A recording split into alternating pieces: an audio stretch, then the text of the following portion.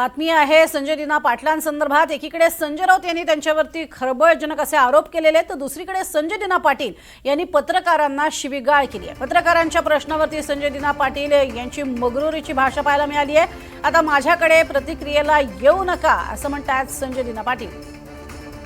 संजय दिना पाटील यांच्याकडनं पत्रकारांना 3 शिव्या देण्यात आल्यात आणि 5 धमक्या देखील देण्यात आल्या।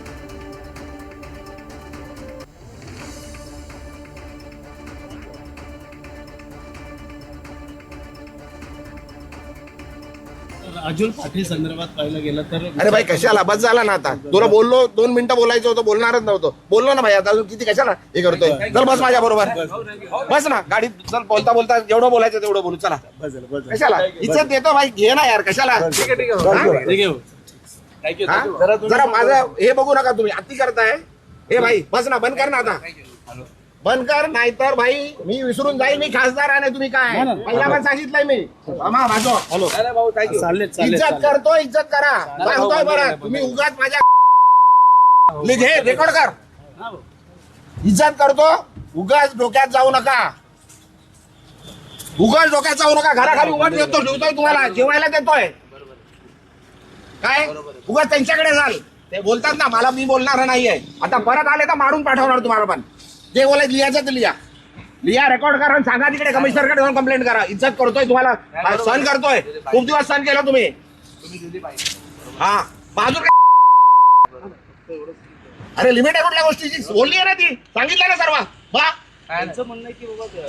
त्यांनी काय बोलू दे, अरे काय बोलू दे गेलं। आणि येऊ नका माझ्याकडे काय घ्यायला, आला तर मारणार होता। तुम्ही दिली बरोबर, रेकॉर्ड करा आणि सांगा तुम्ही आता मला विचारायला आले तर मार खाणार। हे लिहून घे, रेकॉर्ड कर, काय करायचंय कंप्लेंट करायची कर। पोलीस आहेत सर्व, त्यांच्या समोर सांगतोय। बस झाला, सहन केलं खूप। हा तुम्ही दिली प्रतिक्रिया तेवढी बरोबर। तुम्हाला उभं नाही करायचं इकडे, तुम्हाला जेवायला देतो मी इकडे। घरापर्यंत आले तुम्ही माझ्या, एक कॅमेरावाला त्या दिवशी घरात आलो माझ्या। घरात माझे बायका मुलं झोपलेले आहेत, माझे सुनबाई झोपलेले, घरात गेले, घरात रेकॉर्डिंग केली। अशा पद्धतीनं माझ्या प्रतिक्रियेला आता येऊ नका असं म्हणत त्यांनी 1.5 मिनिटात पत्रकारांना 3 वेळा शिव्या दिलेल्या आहेत। आणि सगळे उपस्थित असणारे जे पत्रकार आहेत, तुम्ही माझ्या घरापर्यंत आलात असं म्हणत या सगळ्या पत्रकारांवरती जोरदार आक्षेप नोंदवलेला आहे।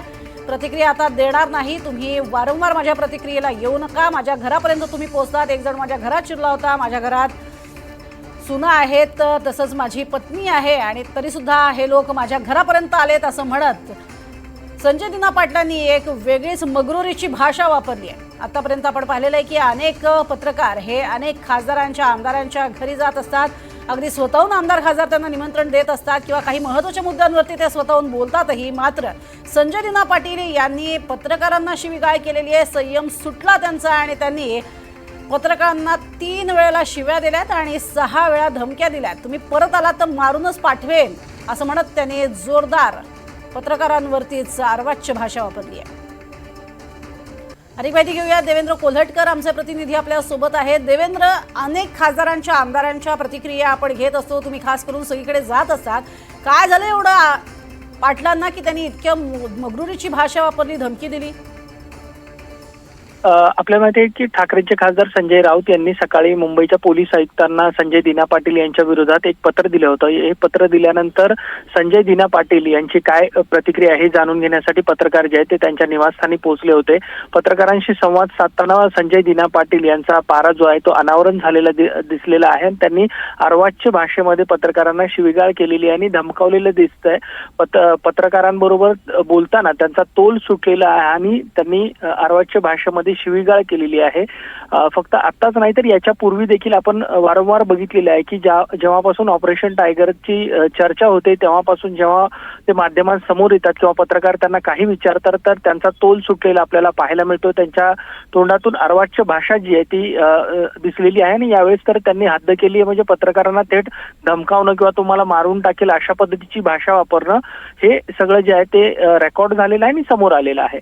अगदी मात्र अशा स्वरूपात भाषा करण्याचं नेमकं कारण काय हाच प्रश्न विचारला जातोय. एवढा राग का आला संजय दिना पाटलांना असाच प्रश्न आता उपस्थित होतोय.